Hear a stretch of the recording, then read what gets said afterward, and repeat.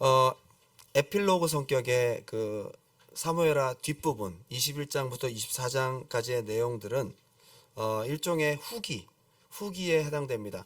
20장까지는 다윗의 그 시대의 시간 순서대로 쭉 나열해서 20장까지 진행이 됐는데 21장부터 어떤 느낌이 드냐면요. 잠깐 진짜 빼놓을 수 없는 중요한 사건들이 있습니다 하면서 조각조각 소개한 내용들이 21장부터 소개되고 있습니다.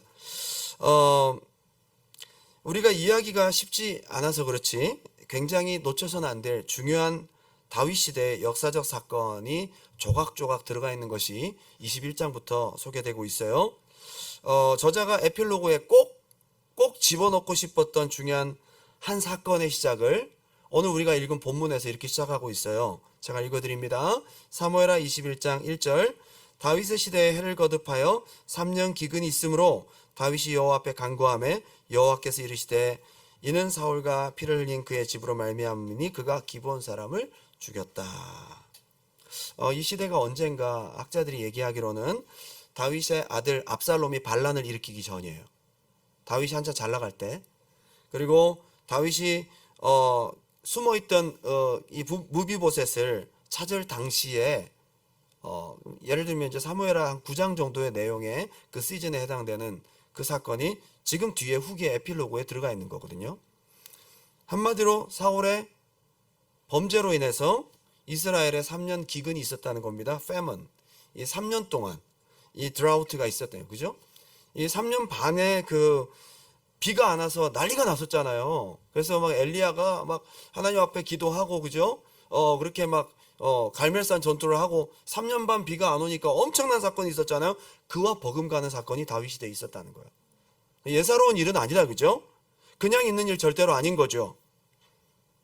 오늘 저는 이 사무엘하 저자가 하나님의 시선에서 아주 중요하게 놓치지 말아야 될 중요한 사건을 오늘 얘기하고 있습니다. 또한 이것을 기록하여 오늘 우리에게도 주시는 중요한 교훈이 있다고 보는데, 저는 오늘 본문에서 은혜를 함께 나누고 싶습니다. 두 가지로 함께 은혜를 나누고 싶어요. 첫 번째는 한번 따라합시다. 원인을 하나님의 입장에서 찾으라. 모든 문제를 그냥 되어지는 상황과 사람과 그냥 자연스러운 일들로 맡길 것이 아니라 영적인 원인을 발견해야 된다는 거예요. 어떻게 발견해야 된다고요? 하나님께 물어서 하나님이 주신 답변 안에서 발견하라는 거예요. 사무엘하 21장 1절 이렇게 시작합니다. 다윗의 시대에 해를 거듭하여 3년 기근이 있으므로, 이때 다윗이 어떻게 하죠? 다윗이 여호와 앞에 간구하매. 이게 굉장히 쉽게 넘어가는 구절 같지만 그렇게 안 하는 사람들이 참 많습니다. 다윗이 어떻게 했다고요? 여호와 앞에 간구하매. 아주 잘 결정했어요. 중요한 사건을 다룬 에필로그에서 다윗이 특별한 재난 앞에서 하나님의 주권을 인정하며 이것도 하나님의 손안에 있는 것이 아닐까 하면서 하나님께 그 이유를 묻습니다. 때로는 문제가 있을 때에 금식한다고 되는 것이 아니고, 떼쓴다고 되는 것이 아니고, 작전 기도한다고 되는 것이 아니고, 그 원인을 하나님께 물을 필요가 있다. 근데 여호와께서 이르시되, 말씀하신 거죠.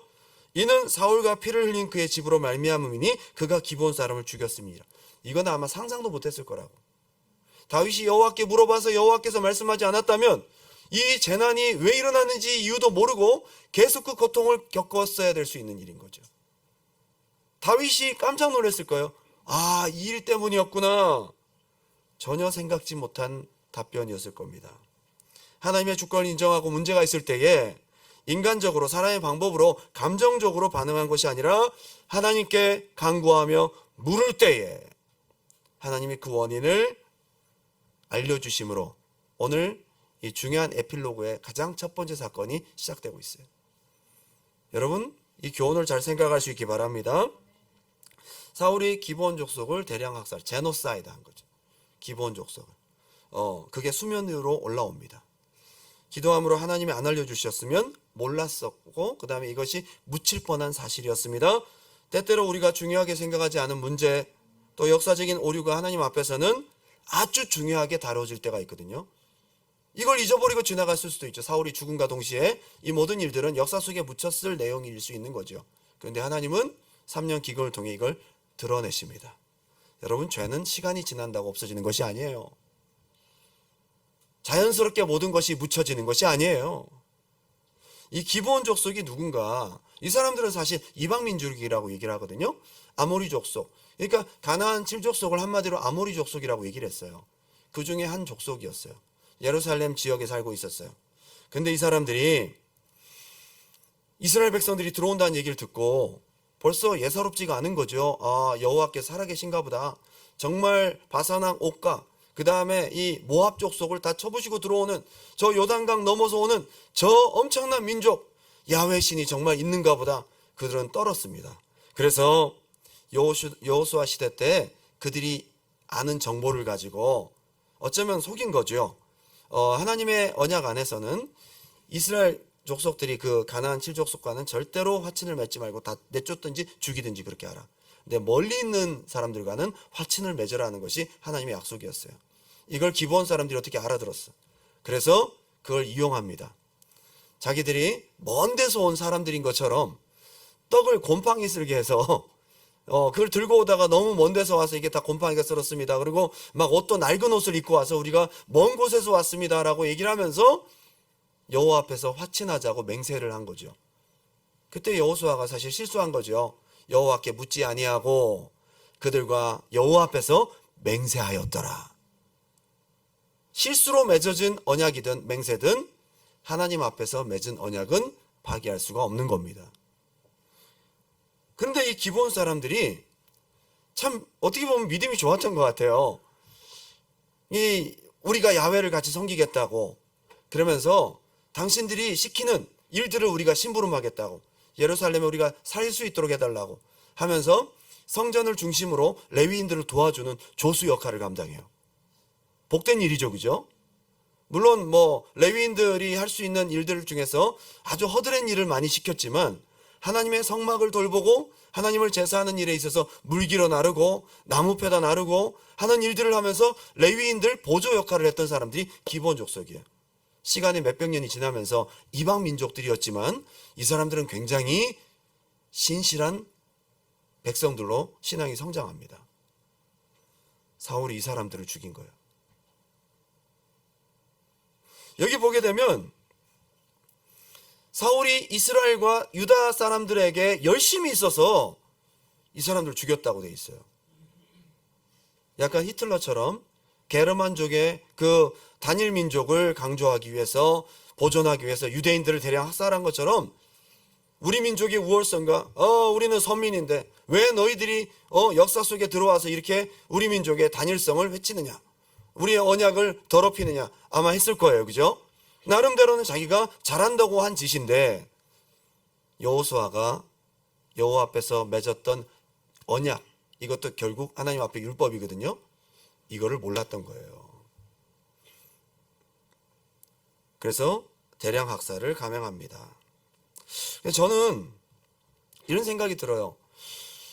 사울 시대 때 하나님이 좀 치시지, 사울이 죽고 다윗 시대에 왜 이거를 드러내셔서 그 문제를 기회에 해결하실까? 왜 이 문제를 다윗이 겪어야 했는가? 여러분 그렇게 생각할 수 있겠죠. 예? 아버지가 잘못했으면 아버지가 좀 이렇게, 근데 꼭 아버지 돌아가시고 자식들이 또 이게 문제를 또 겪는 경우도 약간 그런 비슷한 케이스잖아요. 하나님께서 다윗이 이 문제를 해결할 수 있다고 보셨기 때문입니다. 사울에게 이 말을 해봐야 어차피 순종을 안 해. 이 죄값에 대해서 이 죄를 짚고 넘어가고 이걸 해결하는 데 있어서 다윗이 이 문제를 해결할 수 있다고 보셨기 때문에 3년 기근을 허락하시고 하나님 앞에 왕을 중심으로 치러진 엄청난 국가적인 범죄, 이 엄청난 대량 학살, 이 죄의 문제를 해결하고 넘어가야 하나님께서 다윗을 통해 다스리시는 거룩한 신정국가가 이루어지기 때문이에요. 때로는 하나님께서 우리에게 문제를 해결하라고 문제를 허락하십니다. 때로는 하나님께서 여러분들에게 문제를 허락하시면서 기도함으로써 이것을 잘 해결하라고 다윗과 같이 숙제를 주실 때가 있어요. 죄는 시간이 지나고 덮고 세월이 흐른다고 저절로 해결되는 것이 절대로 아니라는 겁니다. 죄는 값을 치르든가 아니면 하나님의 방법으로 속죄하든가, 그래서 드러내신 것입니다. 묻혀있다고 다 좋은 것이 아니에요. 사무엘하 21장 2절입니다. 다 같이 한번 읽어볼까요? 사무엘하 21장 2절 큰 소리를 읽겠습니다. 시작. 기브온 사람은 이스라엘 족속이 아니요 그들은 아모리 사람 중에서 남은 자라. 이스라엘 족속들이 전에 그들에게 맹세하였거늘 사울이 이스라엘과 유다 족속을 위하여 열심히 있으므로 그들을 죽이고자 하였더라. 이에 왕이 기브온 사람을 불러 그들에게, 이 원한이 있는 거죠. 원한, 대량 학살을 감행합니다. 분명히 하나님 안에서 보호받게 돼 있고 하나님 안에서 한 맹세와 언약이었거든요. 사울이 말씀을 어긴 겁니다. 어떻게 보면요. 율법에서는 죄로 인해서, 악으로 인해서 하나님의 백성끼리의 원한이 있으면 안 된다는 겁니다. 그것은 절대로 하나님의 공의가 아니라는 겁니다. 정당하고도 공의로운 대가가 지불되어 그 원한을 풀어주어야 하고 그게 풀려서 복을 비는 것까지가 하나님의 율법에서 말하는 정의예요. 그래서 눈에는 눈, 이에는 이 해서 피해자와 그 얘기를 하고 합의를 보게 만들어요. 레위기 율법에는요, 피해 당사자에게 반드시 상응하는 보응을 해줘야지 정당한 하나님의 율법의 공의가 세워지는 거예요. 억울한 거죠. 기브온 족속들에게는요. 이것이 묻혀진 채로 지나갔습니다. 다윗이 영적인 원인을 알고는 기브온 사람들을 만납니다. 그리고 그들에게 물어봅니다. 마음속에 율법을 어긴 죄로 인해 당한 억울함과 보상에 대해서 상의합니다. 그들에게 물어봅니다. 먼저 여호와께 물어봐서 원인을 알고 그 원한이 있고 율법을 어김으로 말미암아 당한 그들의 억울함에 대해서, 보상에 대해서 상의합니다. 피해 당사자들을 만나 그들의 원한에 대해서 알고 율법의 공의를 세우는 과정을 거칩니다. 21장 3절입니다. 다윗이 그들에게 묻되 내가 너희를 위하여 어떻게 하랴? 내가 어떻게 속죄하여야 너희가 여호와의 기업을 위하여 복을 빌겠느냐? 여기까지가 하나님의 율법의 공의를 세우는 과정까지입니다. 근데 4절에 기브온 사람들이 굉장히 맺힌 게 많았던 모양이에요. 이렇게 얘기를 합니다. 그에게 대답하되 사울과 그의 집과 우리 사이의 문제는 돈 문제가 아니라는 겁니다. 자, 이것을 보상을 해주는 과정 속에서 두 가지의 방법이 존재할 수 있습니다. 속전을 주는 거죠. 엄청난 금액을 그들에게 물어줌으로써 속전을 주는 거죠. 그런데 그건 필요 없다는 거예요. 속전으로는 안 된다는 거예요. 그들이 요구가 이렇습니다. 이스라엘 사람 가운데 사람을 죽이는 문제도 우리에게 있지 아니하나이다. 오히려 이 사람들이 훨씬 더 하나님을 더 경외하고 율법을 더 알고 있어요. 이거 하나님 주권에 있다는 거죠. 그러면서 그러니까 다윗이 더 궁금하죠. 그럼 어떻게 하랴? 라고 물어보니까 5절 그들이 왕께 아뢰되 우리를 학살하였고 또 우리를 멸하여 이스라엘 영토 내에 머물지 못하게 하려고 모해한 사람의 자손 7을 우리에게 내주소서. 그 일들을 시작하고 감행했던, 사울과 함께 그 일들을 동참했던 그 사람들, 그 가문 7명 대표성으로 보내주시라고 해서 그들을 여호와 앞에서 목매달게, 약간 속죄제의 의미로 그들은 이 일들을 치르려고 했던 것이죠. 다시 강조하고 싶은 것은 인간적인 방법으로 사람의 생각으로 해결하지 않고 이 모든 삶에서 일어난 행불행의 일들, 이 모든 것이 하나님의 주권 안에 있음을 인정하면서 하나님 안에서 원인을 찾고 그리고 율법의 공의를 세우려고 했던 다윗의 태도를 오늘 한번 생각해 볼 수 있기 바랍니다. 많은 사람들이 하나님 안에서 원인을 찾으려고 하지 않습니다. 심지어 영적인 일이 분명함에도 3년이나 기근이 있었다는 것은 예사로운 일은 아니잖아요. 그럼에도 불구하고 하나님께 기도하고 하나님 안에서 찾으려고 하는 시도를 하지 않는다는 것입니다. 그냥 묻어두고 방치하고, 아니면 이 문제를 힘들어하거나 좌절하거나 낙심하거나 침륜에 빠질지언정 하나님께 기도함으로 찾지 않는다는 겁니다. 한두 번 기도해보다가 포기를 합니다. 역시 여기에 사활을 걸지 않습니다. 인간적으로 해결하려고 내 생각대로 움직여보다가 그냥 덮어두고 지나갈 때가 많습니다. 여러분에게 닥친 때로는 이해할 수 없는 문제들과 그 상황 속에서 하나님께 기도하고 물을 수 있는 다윗의 지혜가 있기 바랍니다. 물어봐야 된다는 거죠. 예, 하나님의 주권을 인정하는 삶인 거죠. 진짜 하나님 안에서 해결하라고 묻는다면 하나님께서 알려주실 줄 믿습니다. 저는 이런 생각도 해봤어요. 그런데 해석을 보니까 그렇지 않더라고요. 다윗이 좀 얍삽하게 이걸 핑계로 정치 보복을 한 것은 아니었을까라는 사람들의 의견도 있을 수 있겠죠. 그죠?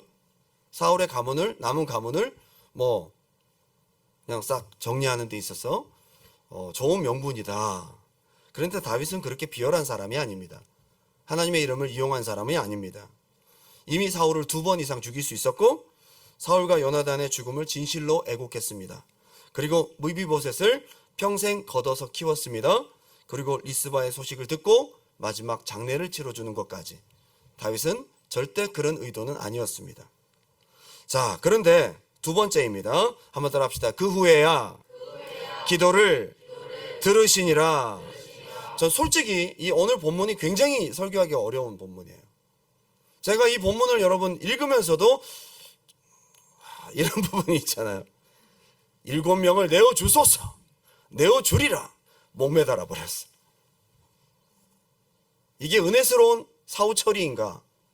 라는 것에 대해서 본문을 읽은 분들은 한 번쯤 생각하셨을 겁니다. 진짜 눈에는 눈으로, 죽음에는 죽음으로 갚아준 거 아니에요. 하나님의 공의는 맞지만 이게 과연 은혜스러운 사후 처리인가에 대한 의문을 가지실 수도 있다고 생각합니다. 잔인하고 무섭다는 생각을 할 수 있죠. 성경은 꾸미지 않습니다. 절대로. 다윗이 이것을 회개하고 기브온 족속들에게 사과의 의미로 땅을 주고 뭔가 보여지는 좋은 보상으로 끝났더라면 참 훈훈했을 텐데 이 기브온 족속들은 7명을 내어 주소서. 우리가 목매어 달겠나이다. 이들도 좀 용서를 하지 말이야. 7명을 기어이 목매달아 죽여야 되겠다는 이런 요구를 하고 있다는 것이 본문을 읽으면서 우리를 좀 당황스럽게 합니다. 용서와 너그러움보다 철저한 보응이 보여지는 본문입니다. 헤세드, 인자하심의 하나님 모습보다 너무도 무서운 하나님의 모습을 우리는 보고 있습니다. 그러나 이건 어쩌면 우리의 지극히 인간적인 바람이고 우리의 생각일 수 있다. 죄는 대가를 반드시 지불해야만 응답하시는 하나님을 보여주고 있습니다. 하나님의 공의가 가장 빛나는 구약의 내용이 아닌가 생각합니다. 여러분, 유월절 사건 굉장히 은혜스러운 사건이잖아요. 내 대신 양이 죽었어. 그래서 패스오버한 거잖아요. 그리고 속죄제사도 내 대신 소가 죽었어요.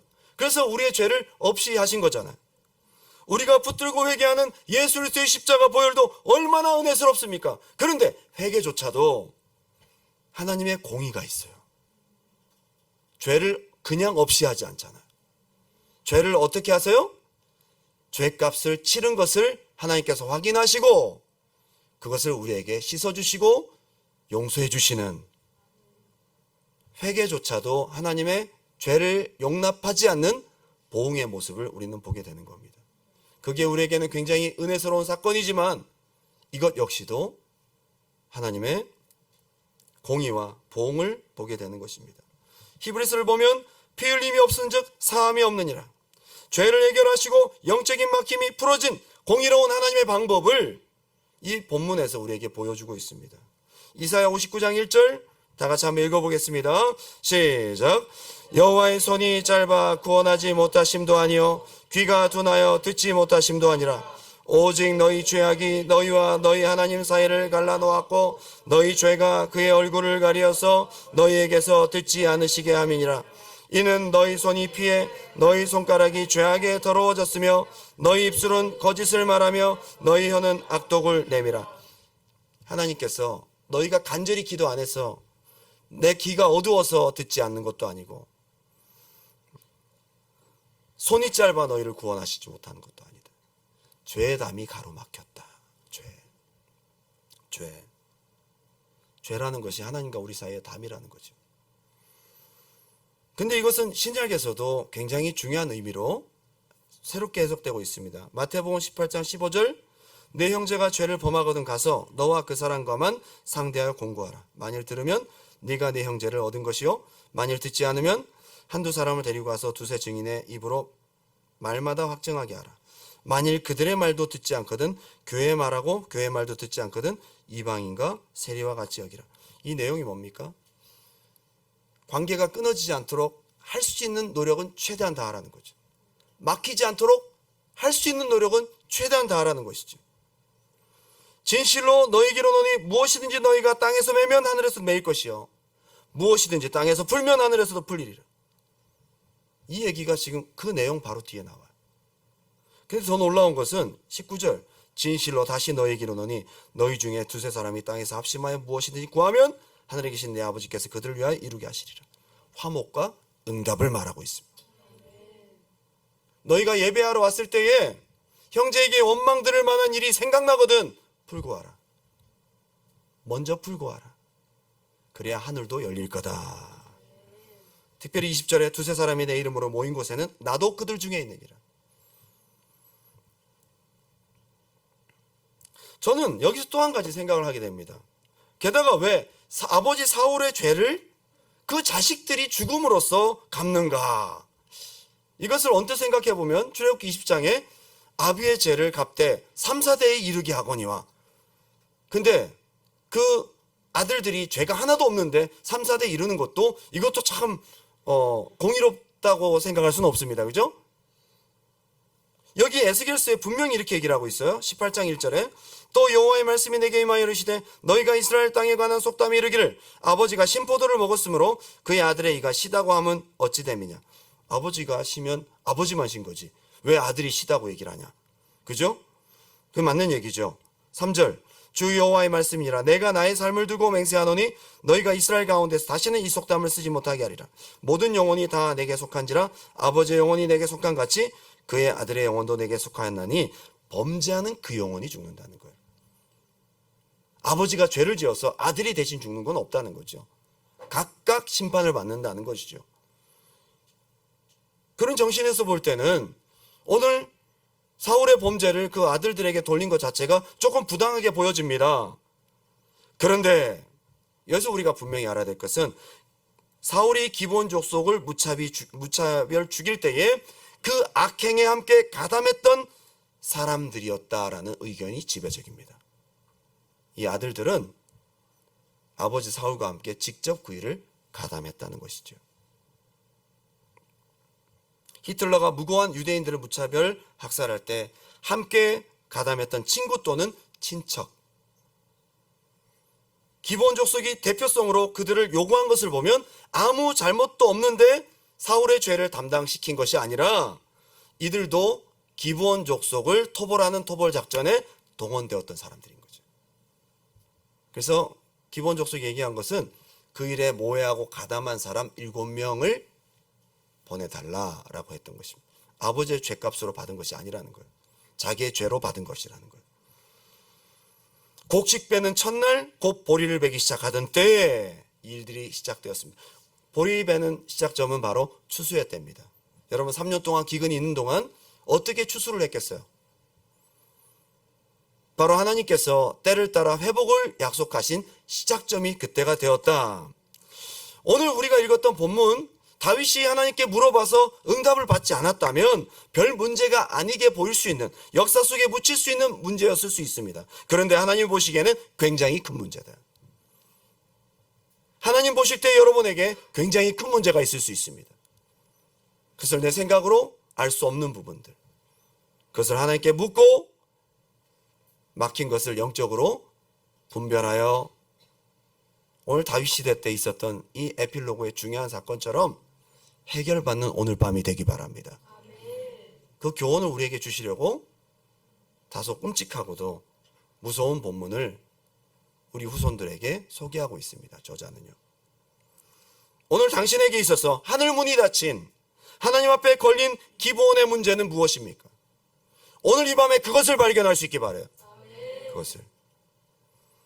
이 본문에서 우리가 교훈 삼아야 될 것은 다윗의 치적 중에 정말 잘한 것, 영적으로 하나님께 기도함으로 찾았다는 것과 또 한 가지는 이 부분을 율법대로 짚고 넘어가서 하나님 안에서 영적인 문제를 해결했다는 것입니다. 환경의 문제가 아니었습니다. 하나님과의 관계 속에서 있었던 죄의 문제였습니다. 오늘 진지하게 하나님께 한번 물어볼 수 있는 밤이 되기 바랍니다. 오늘 제가 이 어려운 본문을 택하면서 오늘 이 밤에 여러분들에게 꼭 주시고자 하는 하나님의 교훈이 있다고 생각이 들어요. 우리가 묻고 지나갔던, 나도 모르게 막혀 있었던 그 막은 무엇인가?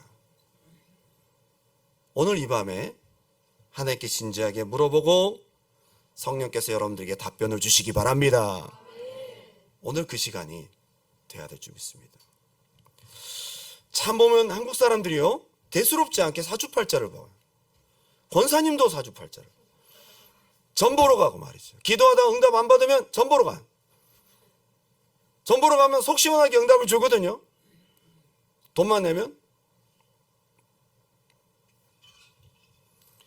요즘에 젊은 남녀가 재미로 타로, 점, 신촌이나 분당이나 대학로나 가보면 그런 점집들이 얼마나 많은지 몰라요. 재미로 보고 재미로 대수롭지 않게 넘어갔지만, 여러분 그 무서운 우상숭배라는 거 아세요? 우리 입장에서는 대수롭지 않지만 하나님과 우리 사이에 가로막히는 담이 될 수도 있는 문제거든요.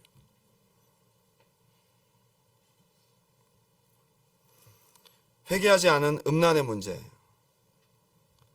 시대가 다 그렇고, 뭐 세상에서는 결혼할 건데 뭘, 어차피 결혼할 건데 뭘, 선 넘고 말이죠. 근데 하나님이 사랑하시는 사람은 결혼 이후에 반드시 기근의 때가 옵니다. 그때 이것을 영적으로 발견하고 넘어가야 되는데 법정에서 싸우고 이혼하고 막힘이 있을 수 있는, 회개하고 넘어가야 될 문제라는 거예요.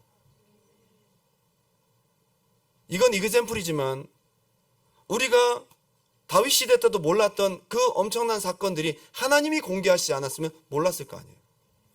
우리 삶에도 그런 일들이 얼마나 많을까라고 생각해 봅니다. 형제를 미워하고 원망들을 만한 일인데 시간이 지났다고 그냥 넘어간 부분들이 있었다면 어쩌면 그것도 하나님과 나 사이에 보이지 않는 하나의 막이 아닐까.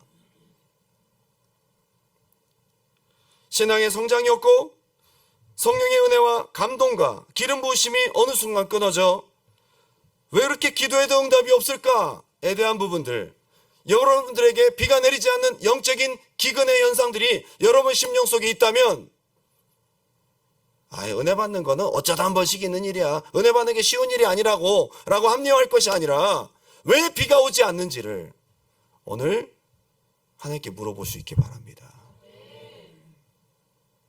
왜 은혜가 안 되세요? 왜 나는 신앙의 성장이 없어요? 왜 나는 기도해도 응답이 없어요? 저는 오늘 여러분들에게 정죄하는 얘기를 하고자 하는 것이 아닙니다.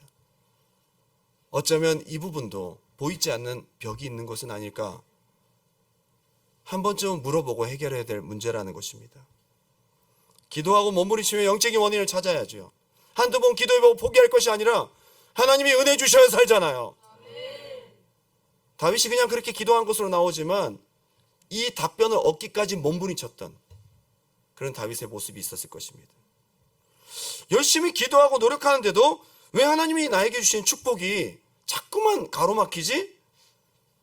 물질적으로 어렵고 기도하는데도 응답이 없고, 물론 여러분 훈련이 있습니다. 영적으로 훈련이 있어요. 여러분들에게 가난과 또 그 하나님이 공급하시는 것들을 훈련시키는 기간이 있거든요. 근데 아니면 막힘일 수도 있는 거죠. 다 훈련은 아닐 수 있는 거죠. 늘 기도 제목을 내놓는데 그렇게 함께 기도해도 이루어지지 않는 부분들을 훈련으로만 볼 수 없다 이거죠. 오늘 이 밤에 한번 물어보시기 바랍니다. 지금 여러분 우리가 겪는 영적인 기근의 현상들은 여러 가지 모습으로 나타나는데, 그래서 훈련과 하나님께서 나에게 고난을 주셨어 라고 합리화할 것이 아니라 오늘 이 밤에는 한번 물어볼 수 있기 바랍니다. 늘 기도 제목을 내놓고 그렇게 기도하는데도 이루어지지 않는 문제들 속에서 한 가지 생각해야 될 것은 어쩌면 여러분 속에 교회에 대한 벽이 있는 것은 아닌가, 교회와 연합되지 못하는 부분이 있는 것은 아닌가. 하나님께서 은혜를 주시고 응답을 주실 때 머리 대신 그리스도를 통한 교회의 연합을 통해 주시는 거거든요. 나 혼자 신령하지 교회와 끊어져 있는 사람일 수도 있는 거죠. 혼자서 수도원에서 기도하는 것처럼 교회와 상관없이 나만, 하나님 그거 기뻐하지 않습니다. 만물을 충만케 하시는 충만이 어디로부터 온다고요? 교회를 통해서 온다는 거예요. 머리 대신 그리스도를 통해서 흘러오는 은혜가 여러분에게 임해야 되는데 여러분이 교회와 연합되지 못한 벽이 있는 건 아니냐 이 말이에요. 어쩌면 우리 속에 이런 연합하지 못하는 교만이 있는 것은 아닌가. 이게 벽은 아닐까 생각해. 지금 전부 다 지금 제가 드리는 것은 이그젬플이에요. 이 중에 하나라도 걸리시면 찾아보시라는 거예요. 교회에서 상처받았어. 상처받아서 어느 교회를 가도 판단하는 거죠. 여기도 가면 상처받을 거야. 상처 받으세요. 상처 좀 받으면 어때? 상처 받으면서 크는 거죠. 상처 받고 깨지고 넘어지고 자빠지고 또 미워했다가 또 다시 일어났다가 그러다가 이제 미워도 다시 한번 그랬다가 이제 다시 일어났다가 또 교회 떠났다가 며칠 안 나왔다가 다시 그러다가 이제 사랑하게 되는 것이죠. 너무 그렇게 여러분 거리를 두지 마세요.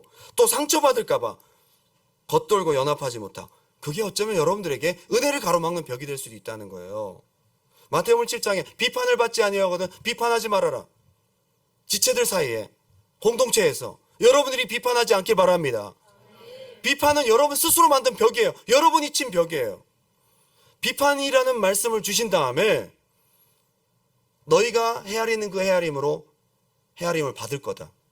누가 헤아리세요? 하나님의 헤아리십니다.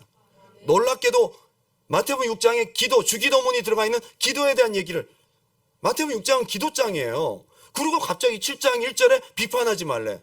기도를 가로막는 것이 비판이란 얘기예요. 그리고 갑자기 거룩한 것을 개에게 던지지 말고 진주를 돼지에게 던지지 말라. 그러더니 구하라 주실 것이요 찾으라 찾을 것이요 문을 두드리라 응답하고 열릴 것이다. 기도 얘기를 하다가 비판 얘기하다가 또 기도 얘기를 하세요. 비판이 기도를 막는 여러분이 친 담이라는 거예요. 여러분의 영적 기근이 무엇으로 생겼는지를 오늘 생각할 수 있는 밤이 되기 바랍니다. 여러분 속에 비판이란 말이에요. 이게 아무것도 아닌 것처럼 우리가 넘어가지만 다윗이 여호와로부터 응답을 받았을 때 깜짝 놀랐던 것처럼 오늘 이 밤에도 여러분 대수롭지 않게 넘어갔던 그것이 막힘의 원인이 되었다고 볼 때 얼마나 깜짝 놀랄까요? 여러분 주의 종과 막히지 않기 바랍니다. 저는 절대 저한테 잘하라고 얘기하지 않습니다. 안 잘해 주셔도 됩니다. 그런데 부탁입니다. 저는 괜찮습니다. 그러나 은혜 받을 여러분, 저를 통해 은혜 받을 여러분들이 저와 열려야 되거든요. 아무도 아멘을 안 하시네.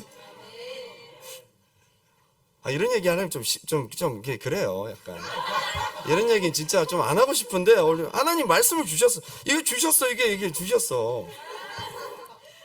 저는 괜찮다니까요. 저를 미워해도 여러분들이 그냥 무표정하게 포커페이스 하면 미워한지 안 미워한지 어떻게 알아? 미워하면 졸겠지. 보기 싫으니까. 그러면 누가 손해일까요? 자기만 은혜를 못 받아. 희한하게 이 막힘이거든요. 판단하고 거리두기, 그리고 뭔가 목사님한테 서운한 마음들, 나는 몰라. 근데 뭐가 서운한지 정작 당사자는 모르는데 자기만 혼자 서운한 거. 진짜 미련한 거예요. 열으시기 바랍니다. 그것도 여러분 막힘이 될 수 있어요. 강단을 통해 흘러오는 영적인 축복과 은혜와 하나님 주신 축복들이 가로막히는 비닐막이야. 보이지도 않아. 이게 잘 보이지는 않는데 나한테 안 들어오게 만드는 거지. 아주 두꺼운 비닐 있잖아요. 이거 오늘 치워야 된다는 얘기입니다. 최근 어떤 분을 위해서 제가 기도를 많이 해드렸습니다. 많이 아프셨어요. 근데 그분이 저를 오래 알았거든요. 한 10년 알았거든요. 우리 교회에서도 알았지만 그전 교회에서도 알았거든요. 참 제가 사랑하고 아끼는 분이거든요.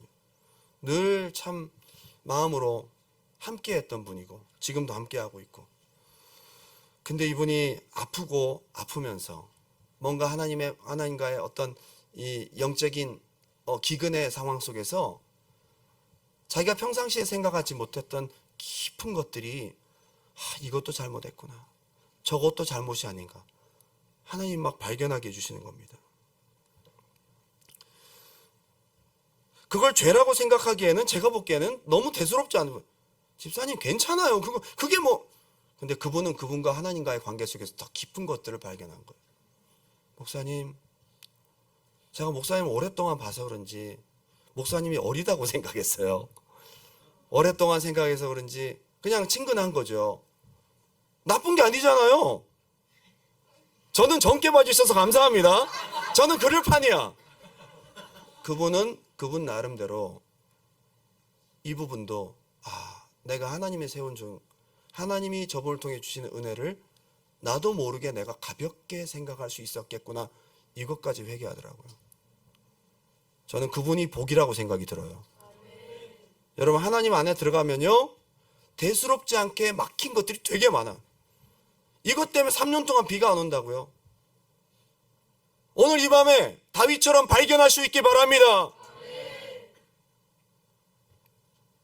왜 시간이 지나도 변화가 없냐 이거죠. 기근의 상황이 3년이나 해를 거듭하면서 3년 동안 변화가 없고 힘들고 괴로워. 어쩌면 다윗이 1년 지나고 바로 무릎 꿇었어야 될 수도 있어요. 3년이라는 시간 동안 안 되면 그때서라도 무릎을 꿇어야지. 오래 교회 다녀도 남들 다 뜨거운데 나만 뜨뜻미지근하고, 남들 다 은혜 수련회 가서 은혜 받는데 나는 기도할 제목도 없어. 남들 다 어둠 속에서 기도하고 오는데 나는 구경하고. 나는 왜 기도가 안 되지? 왜 나는 옛 구습, 옛 말투, 옛 삶의 모습, 왜 이런 것들을 내가 버리지 못할까? 라는 것들을 한 번쯤은 생각해 보시기 바라요. 여러분, 그것도 영적인 기근의 상황이거든요. 비가 왜 안 와? 어쩌면 여러분 속에 옛 구습을 버리기 싫은, 여러분 인식 그 밖에 나도 모르는 내 밑바탕에 깔려있는 옛 것을 좋아하는, 붙들고 있는 내 마음은 없는가? 그것을 의지적으로 끄집어내서 오늘 회개할 수 있기 바랍니다. 계속 영적인 눌림이 있어요. 계속 영적 싸움이 너무너무 오래 가는 것도, 이것도 쫓아내면 또 들어오고, 쫓아내면 또 들어오고, 문제 넘어가면 또 문제 생기고, 또 문제 넘어가면, 가위도 하루 이틀 눌리면 모르겠지만 연속 열흘 동안 눌리고, 막 계속 그때마다 싸우고 지치고 하지 말고 오늘 근본 원인을 좀 발견하시라는 거예요. 자꾸 파리만 쫓지 말고 똥을 치우세요. 똥을 치워야 돼. 자꾸 나만 공격하는 이유가 있을 거거든. 뭔가 내가 만만하게 보였거나 자꾸만 이게 들어오는 분명한 원인이 있을 거라고요. 그 근본 원인을 발견할 수 있기 바랍니다. 그게 지치는 거예요. 근본적인 문제를 오늘 하나님께 진짜 물어보고 그 막힘을 풀라는 거죠. 제가 수련회 때도 그렇고 지나고도 그렇고 은혜 받기 전이나 은혜 받은 후나 저랑 상담하는 많은 분들 속에서 죽고 싶은 사람들이 좀 있어. 겉은 멀쩡하거든요. 겉은 밝아요. 저도 당황스러울 때가 있습니다. 목사님, 저 죽고 싶어요. 막 얘기하다. 근데 저 죽고 싶은데요? 저도 당황스러워요. 그 속에 그게 들어가는지 몰랐단 말이에요. 근데 그게 하루 이틀 문제가 아니라 얘는 오래된 문제였어요. 그래도 어설프게라도 믿음이 있어서 죽으면, 자살하면 잘못된다라는 생각을 가지고 그것 때문에 끈을 놓지 않고 살아가는 거야. 얼마나 괴롭겠어요. 이런 마음이 들어올 때마다 살아야 돼 라는, 진짜 먹기 싫은 밥 먹는 것처럼 그렇게 하루하루를 꾸역꾸역 살아가고 나이만 먹어가는 자신의 삶이 비참하고 괴로워서 또 죽고 싶고. 여러분, 근데 가만히 보면요, 그런 죽고 싶은 마음을 따라서 자꾸 마귀가 더 죽고 싶도록 안 되는 일을 자꾸 줍니다. 안 돼야 죽으니까. 그렇지 않겠어요? 잘 되고 행복한데 왜 죽고 싶어? 자꾸 마음 상하고 안 되는 일을 계속 주고 안 되는 생각과 안 되는 일과 안 되는 감정에 사로잡히게 만들어서 지치게 만드는 거죠. 이젠 진짜 끝이야. 그런데 막상 죽으려니까 용기가 안 생. 그래도 받은 은혜가 감사해서 다시 한번 기도하러 가야지. 그리고 반복하는. 역시 이것도 똥을 치우고 벽을 허물어야 된다 이 말입니다. 제가 한 가지 힌트를 드릴게요. 자꾸 죽고 싶은 사람들은 깊이 들어가면 굉장히 교만한 거예요. 자기 목숨과 생명이 자기 것으로 생각되는 거예요. 아직도 여러분의 영혼과 생명이 내 것으로 착각하고 있다면 그 교만 버리십시오. 내 목숨 내가 주인 노릇하는 거죠. 그리고 뿌리 깊은 속에서는 하나님을 대적하는 마음이 있습니다. 심리가 참 희한한 게요. 하나님에 대해서 실망하고 힘드니까 또 하나님을 대적하게 되고 하나님도 싫고 막 다 싫고 하면서 대적의 끝이 자살이야. 실제 그게 맞고요. 하나님을 가장 대적하는 마지막 결론이 하나님이 가장 사랑하는 내 영혼 몸을 죽여버리는 거잖아요. 복수하는 거죠. 나 같은 것을 만드신 하나님 앞에 복수하는 거죠. 대적하는 마음입니다. 그리고 죽음 이후에 영원한 천국과 영원한 지옥에 대한 이야기를 알고는 있지만 완벽하게 믿진 않아. 제가 오늘 이 얘기를 왜 하는지 모르겠는데 이건 원래 본문에 없었던 이야기거든요.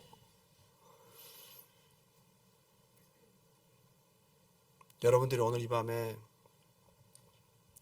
그 근본적인 문제를 하나님께 물으시기 바랍니다.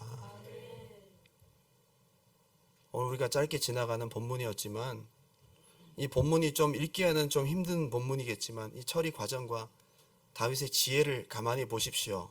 하나님의 주권을 인정하는 자가 어려운 기근을 만났을 때 어떻게 하는지를 오늘 이 밤에 하나님께 진짜 하나님의 주권을 인정하고 전심으로 물을 때에 하나님이 응답하실 것입니다. 한두 번 물어보고 포기하지 말고 전심으로 하나님의 주권을 인정하고 진짜 알고 싶어서 진짜 해결하고 순종하고 싶어서 하나님께 물을 수 있기 바랍니다.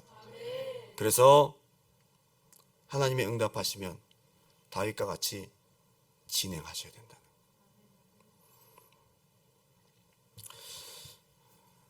왜 주신 성령의 은사를 소홀하게 생각합니까? 여러분에게 주신 성령의 은사를 소홀하게 생각하는 것도 굉장히 교만한 겁니다. 수련회 갔다 와서 안 나오는데요? 그냥 안 되는데요? 하고 묻어버리는 거예요. 그냥 이것이 대수롭지 않게 넘어가는 것 같지만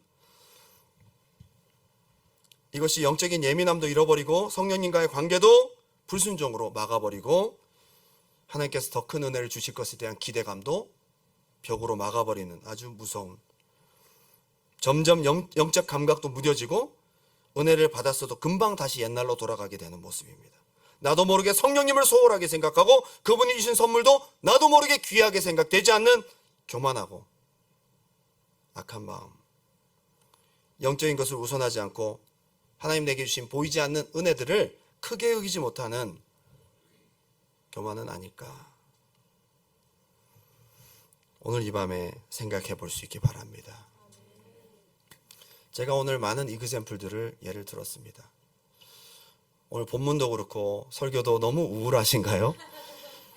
너무 무겁고 우울하신가요? 오늘 행복하자고 이 말씀을 드리는 겁니다. 막힌 것을 열자고, 하나님께 묻고 축복받자고, 은혜를 회복하자고, 하나님이 원하시는 그것을 해결하자고.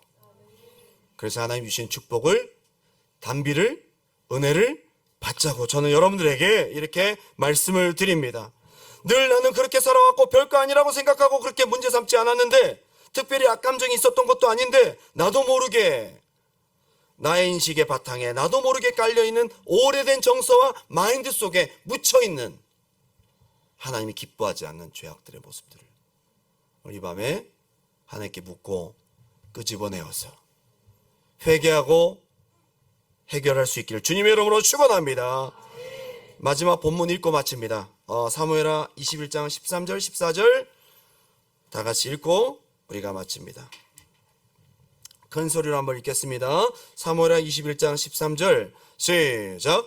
다윗이 그곳에서 사울의 뼈와 그의 아들 요나단의 뼈를 가지고 올라오매 사람들이 그 달려 죽은 자들의 뼈를 거두어다가 사울과 그의 아들 요나단의 뼈와 함께 베냐민 땅 셀라에서 그의 아버지 기스의 묘에 모두 왕의 명령을 따라 행하니라. 그 후에야 하나님이 그 땅을 위한 기도를 들으시. 아멘. 그 후에야 여러분의 기도가 그 후에 응답될 줄 믿습니다. 그 후에야 여러분이 해야 될 일이 있어요. 오늘 이 밤에 하나님께 묻고 해결해야 될 죄의 문제, 나도 모르게 덮고 넘어갔던 그것들을 오늘 파헤쳐서 다 하나님 앞에 회개하고 마지막 딱 정리를 하고 난 다음에 그 후에 그동안 3년 동안 내리지 않았던 비가 쫙 내리기 시작하고 하나님이 다시 허락하시는 풍성한 은혜와 축복들을 여러분 다시 누리게 될 줄 믿습니다. 우리 마지막 찬양 올려드리고 기도하기 원합니다.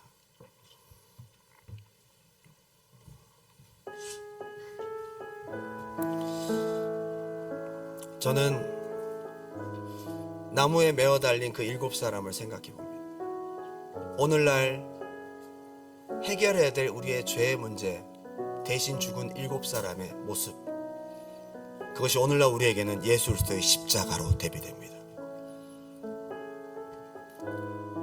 우리의 죄를 발견하고 나무에 달려 죽은 저주받은 자, 나를 위해 저주를 감당하시고 죄를 감당하신 예수 그리스도, 그 나무에 달린 자 예수 그리스도, 오늘 우리의 죄가 발견되어지고 그분께 가지고 나가서 우리의 죄가 그분의 피로 깨끗하게 씻겨질 때에 오늘 이 밤에 하나님께서 그동안 멈추었던 비를 내려주시고 회복과 은혜를 다시 허락하실 줄 믿습니다.